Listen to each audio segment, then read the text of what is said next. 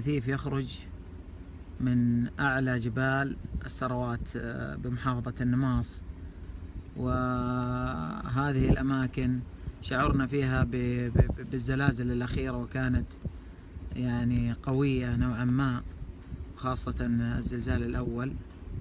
ولا ندري والله ما هو المصدر لهذه الأدخنة الكثيفة، هل هي حريق أم أنه بداية يعني ثوران بركان؟ نسأل الله العافية وأن يحفظ الجميع. تواصلنا مع الدفاع المدني، وإن شاء الله يبلغونا بالحاصل في هذه المنطقة. نسأل الله السلامة للجميع.